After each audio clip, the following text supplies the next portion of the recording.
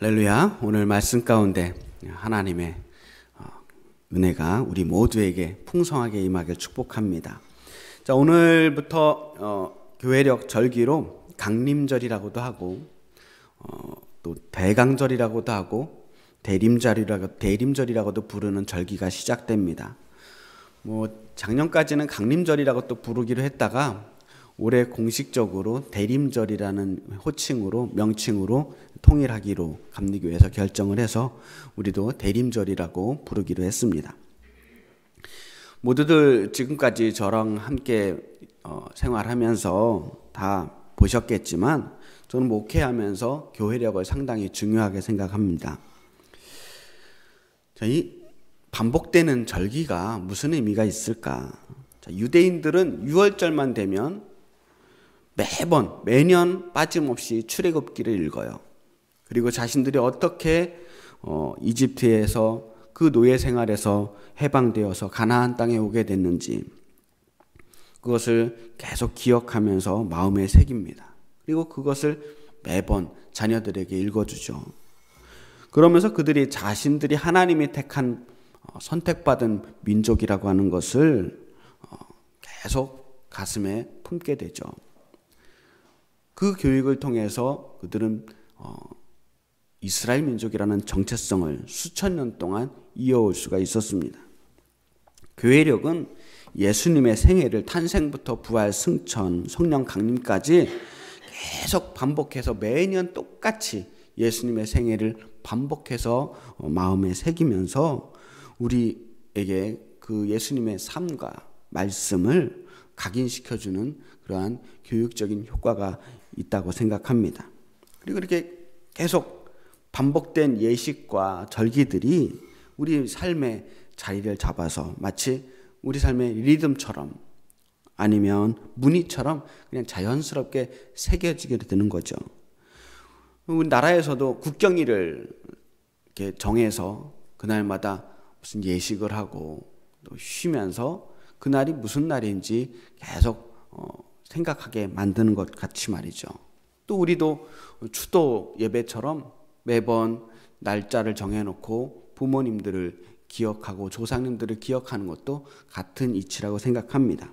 몰라서 배우는 게 아니라 계속 애써서 기억하고 잊지 않고 그것을 우리의 삶의 한 부분으로 만들기 위해서입니다. 자, 그런 의미로 우리는 오늘부터 대림절 절기를 시작합니다. 대림절, 예수님의 오심을 기다리는 절기예요. 기다릴 때에 임재하다 할 때 그 임할 임자입니다.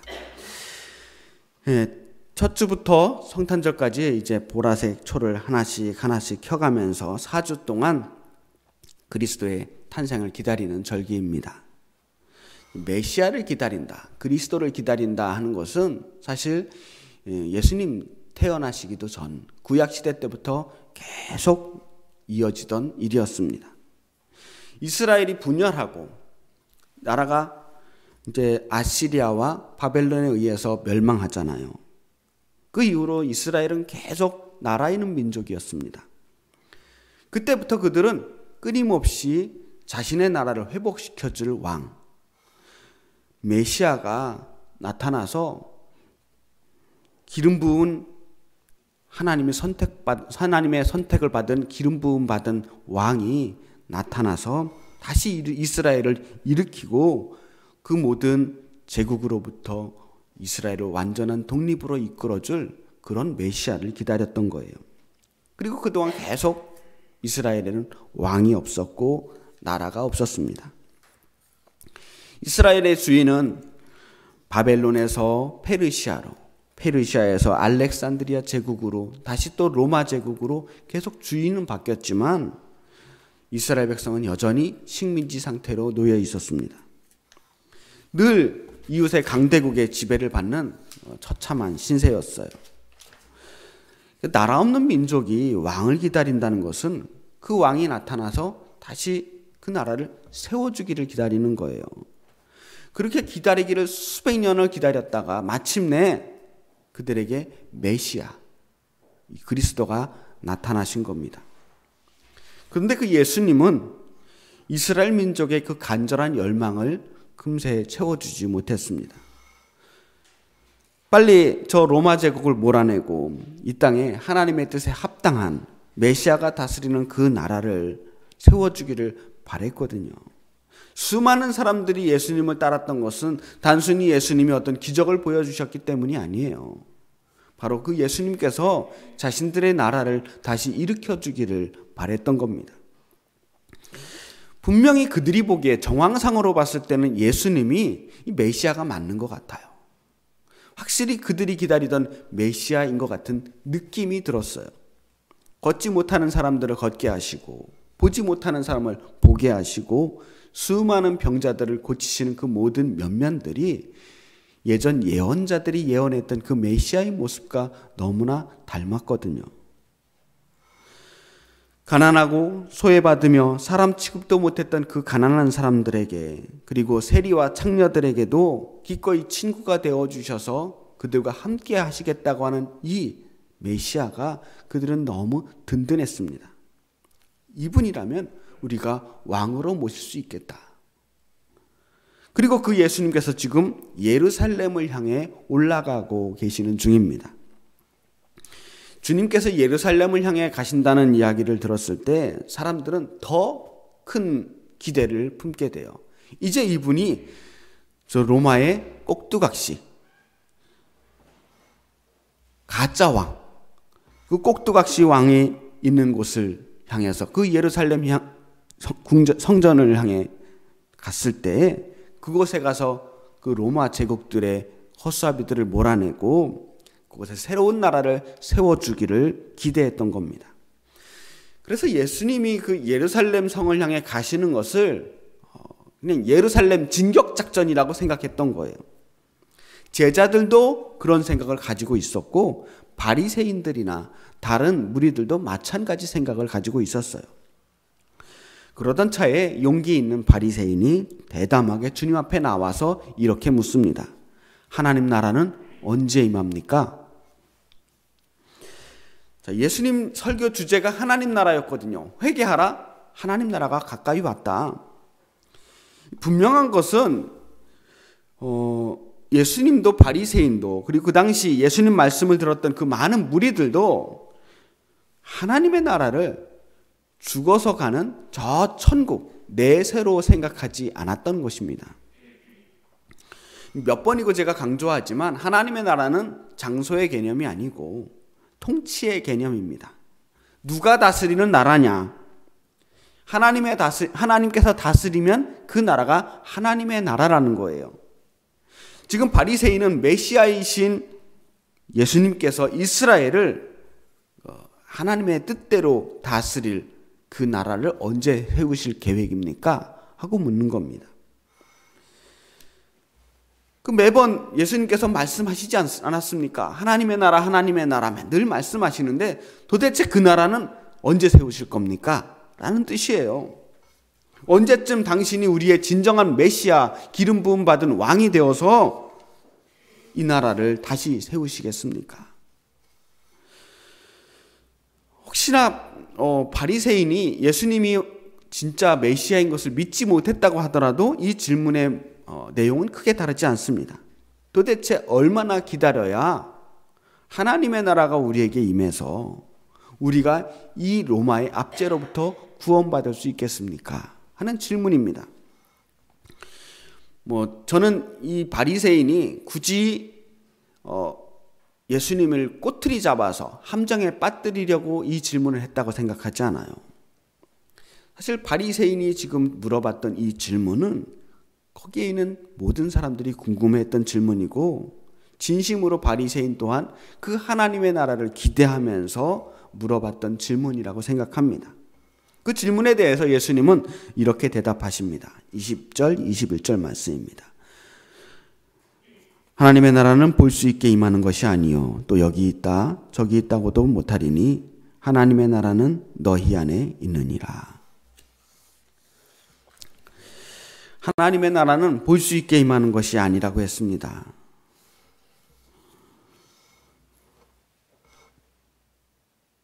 눈으로 보이는 어떤 것, 물질적인 그 어떤 세상이 아니라는 겁니다. 사람들은 저마다 볼 수 있는 그 증거, 확실하게 하나님의 나라가 우리에게 주어진다는 확실한 증거를 보고 싶어 했어요. 눈에 보이는 증거를 봐야지 더 확실하게 믿을 수 있을 것 같았거든요. 당신이 과연 우리를 구원할 메시아, 왕이라면 당신이 어떻게 우리를 구원할지, 어떻게 우리를 해방시켜줄 수 있는지 그 능력과 힘을 보여달라는 겁니다. 그리고 당신이 이룰 수 있는 그 하나님의 나라에 대한 비전과 그 마스터 플랜을 우리에게 제시해 달라는 거예요. 당신을 따르면 우리가 하나님의 나라를 확실히 볼 수 있겠습니까? 그 믿음에 대한 근거를 갖고 싶었던 거죠. 그리고 도대체 우리가 그렇게도 기다렸던, 수백 년 기다렸던 그 하나님의 나라, 이 땅에 하나님의 뜻이 완전히 이루어질 그 나라는 언제쯤이나 돼야 올 수 있겠단 말입니까? 하고 묻는 거예요. 자, 우리는 성경을 읽으면서 한 가지 오해하는 것이 있는데, 성경에 등장하는 모든 사람들의 대화가 굉장히 영적이고 거룩한 대화일 거라고 생각하는 거예요. 하지만 성경 시대, 우리 신약을 읽었을 때 이 성경 시대에 그들에게 있어서 믿음은 결코 추상적이거나 영적인 어떠한 것들이 아니라는 겁니다. 오히려 그들의 모든 대화는 우리 현실에 우리가 나눌 법한 대화들, 현실의 삶과 연결되어 있는 대화들이었다는 것이죠. 그리고 하나님의 나라 역시 저 하늘에 있는 나라와 이 땅의 나라를 따로 구분하지 않았어요. 하나님이 다스리는 나라라면 하늘에 있으면 또 어떻고 땅에 있으면 어떻습니까? 상관없이 다 하나님의 나라예요. 그래서 영적이고 추상적인 그 어떤 왕의 왕, 우리가 생각하는 그 영적인 왕이 아니라 현실의 나라를 다스릴 실제적인 왕을 기다렸던 거예요. 로마를 무너뜨릴 왕. 그런데 예수님은 아니라는 거예요. 실망스럽게도 하나님의 나라는 볼 수 있게 임하는 것이 아니고 여기 있다 저기 있다 하는 장소의 개념도 아니고 하나님의 나라는 너희 안에 있느니라.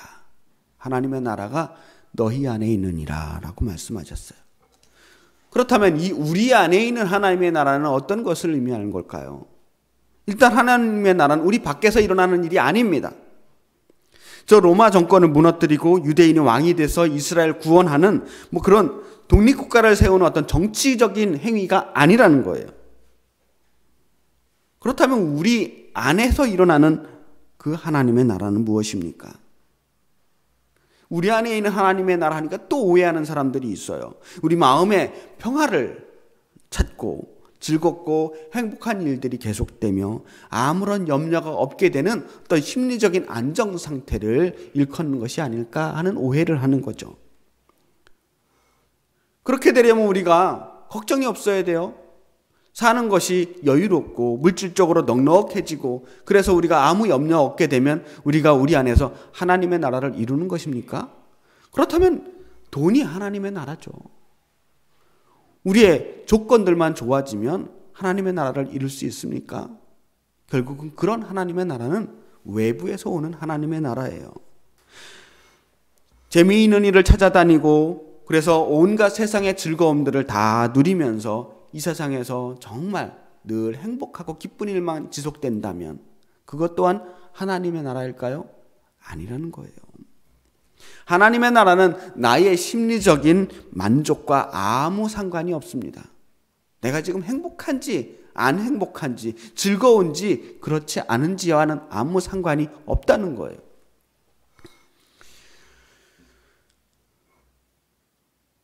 사람들은 자꾸 아무 걱정과 염려가 없고 풍요롭고 안전하면 여기가 천국이구나.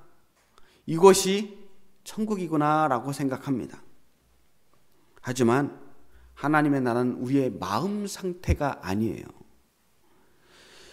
예수님께서는 분명하게 하나님의 나라는 너희 안에 있다라고 했습니다. 너희 안에 있다. 지금 우리 안에 있다는 거예요. 오늘 문장에서 드러나진 않지만 이 한국어 표현이 좀 시제 부분에 대해서 좀 이스라엘 언어와 좀 다르거든요. 원문의 시제는 현재와 미래까지 함께 표현하고 있는 시제라는 거예요. 무슨 말이냐 하면 하나님의 나라는 지금 우리 안에 있을 뿐만 아니라 앞으로도 계속 있을 것이라 라는 말씀입니다. 자, 메시아로 오신 예수님께서 그 조그만 땅덩어리 안에 그 민족 구원하시고 거기 몇몇 백성들을 구원하는 일들을 넘어서서 이 세상의 모든 인류, 모든 사람의 존재 안에 하나님의 나라를 선물해 주셨어요. 더 큰 선택을 하신 겁니다. 그 작은 나라 하나를 정치적으로 구원하는 것을 넘어서서 이 땅의 모든 인류를 구원할 진정한 하나님의 나라를 만드실 큰 계획을 가지고 계신 겁니다. 하나님의 나라가 우리 안에 있다라고 하는 것은 우리 모두에게, 모든 사람들에게 하나님의 나라를 심어주셨다라고 하는 거예요. 우리는 이미 우리 안에 하나님의 나라를 품고 있어요. 내 마음 상태가 어떻든지 간에. 설령 내 마음에 지금 지옥 같은 생각이 들을지라도 그 안에도 하나님의 나라는 이미 있습니다. 하나님의 나라를 품고 있다라고 하는 것은 그 무엇도 그 누구도 그 나라를 빼앗을 수 없다는 것입니다. 천국은 마치 밭에 간 주인 보화와도 같다고 했습니다. 하나님의 나라는 우리 안에 있는 보화예요. 보물이에요. 그런데도 우리는 우리 안에 이 큰 보물, 하나님의 나라를 품고 있으면서도 자꾸 우리의 문제들을 밖에서 찾으려고 합니다. 근데 문제가 우리 안에 있다면 답도 우리 안에 있어요. 우리 안에 하나님의 나라가 있고 우리 공동체 안에 하나님의 나라가 있습니다. 만드는 것이 아니라 찾아야 해요. 이미 우리 안에 있어요. 그런데 우리는 그 답을 가지고 있으면서도 자꾸만 하나님의 나라를 다른 곳에서 찾으려고 합니다. 하나님의 나라를 하나님의 통치, 다스리심이라고 제가 했잖아요. 그런데 잘 보면 많은 사람들이 그 사실을 알면서도 하나님의 통치 안에 들어가는 것을 두려워합니다. 하나님이 나를 다스리시는 것을 두려워해요. 왜냐? 하나님이 정말로 나를 다스리시게 되면 내 마음대로 살지 못할 것 같거든요. 내 뜻대로 내 계획대로 사는 것을 하나님이 방해하실 것 같아요. 도대체 그 속에 무슨 생각을 가지고 있기 때문에 하나님을 두려워하는 겁니까? 아니면 우리도 모르는 사이 우리의 무의식 속에 하나님이라고 하는 존재를 폭군이나 독재자로 생각하는 것은 아닌가 생각이 들어요. 하나님이 우리를 마음대로 좌지우지하면서 하나님 뜻대로 꽉 잡고 꼼짝달싹 못하게 하실 것이라는 그러한 두려움이 있는 것 같아요. 그래서 하나님이 우리 마음 안에 계셔서 우리를 제대로 다스리시면 완전히 하나님 앞에 꽉 붙들려서 행복 끝, 고생 시작. 그때부터 우리는 그냥 하나님 앞에 메인바 되어서 우리 하고 싶은 건 아무것도 못하고 금욕적인 생활을 해야 될 것 같은 그런 두려움들을 가지고 있지 않나 생각이 듭니다. 그런데 여러분, 하나님 그런 왕이 아니에요. 하나님은 폭군이 아닙니다. 하나님은 평강의 왕이에요. 하나님께서 우리를 다스리신다라고 하는 것은 우리를 지배하고 착취하시는 것이 아니라 우리를 구원하시려는 거예요. 모든 죄악과 절망으로부터 우리를 구원하시는 것입니다. 우리는 죽어서 하나님의 나라를 가는 것이 아니라 죽음도 우리에게서 하나님의 나라를 빼앗지 못하는 거예요. 하나님의 나라를 품고 사는 사람들은 주님과 함께 살면서도 주님이 주시는 은혜와 복을 누리기도 합니다. 그러나 반대로 고난과 핍박이 오는 상황에서도 하나님의 나라를 포기하지 않을 수 있는 그런 소망을 갖게 됩니다. 우리 안에 보화가 있는데, 우리 안에 하나님의 나라가 있는데 어떻게 그것을 포기할 수 있겠어요? 내 안에 있는 그 하나님의 나라에 대한 가치를 아는 사람들은 절대로 그걸 포기할 수 없습니다. 초대교회 이후로 기독교인들은 정말 무수한 박해와 고난을 당했습니다. 조롱당하고 채찍에 맞고 감옥에 갇히기도 했어요. 돌에 맞아 죽기도 했고 원형 경기장 안에서 사자의 밥이 되기도 했습니다. 온갖 끔찍한 학대와 핍박을 받으며 또 가난과 굶주림에 시달리면서 핍박을 피해서 동굴로 숨고 사막으로 숨고 산속으로 숨고 땅굴 속으로 들어가서 숨어 지내기도 했습니다. 그런데 그들이 그 속에서도 그들은 하나님의 나라를 봤어요. 어떤 상황 속에서도 하나님의 나라가 주는 그 소망의 빛을 볼 수 있었습니다. 그래서 그들은 절망하지 않을 수 있었습니다. 그들의 믿음을 포기하지 않을 수 있었어요. 언더우드 선교사라는 분이 계십니다. 1885년 아펜젤러 선교사와 함께 우리나라에 복음을 들고 이 땅에 복음의 씨앗을 뿌리셨던 선교사님이에요. 그분의 선교 처음 복음을 뿌렸던 그 시절에 마냥 행복하고 즐거웠을까요? 그렇지 않았습니다. 정말 한 번도 밟아보지 않았던 이 생소한 땅에서, 낯선 땅에서 선교를 하면서 얼마나 답답하고 막막했겠어요. 그 마음을 기도로 남긴 기도문이 있습니다. 제가 주보에 전체 기도문을 실었는데요. 제가 이 시간 그 중에서 조금만 발췌해서 읽어보려고 합니다.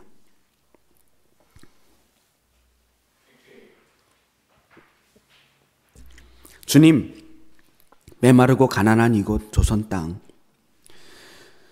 나무 한 그루 시원하게 자라 오르지 못하고 있는 이 땅에 저희들을 옮겨와 심으셨습니다. 그 넓고 넓은 태평양을 어떻게 건너왔는지 그 사실 자체가 기적입니다. 지금은 아무것도 보이지 않습니다.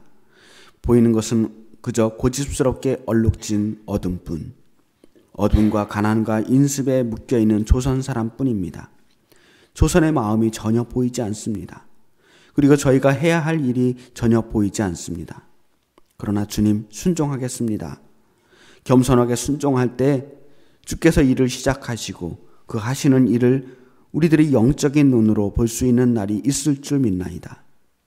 지금은 우리가 황무지 위에 맨손으로 서 있는 것 같사오나 자녀들이 우리 영혼과 하나인 것을 깨닫고 하나님 하늘나라의 한 백성 한 자녀임을 알고 눈물로 기뻐할 날이 있음을 믿나이다.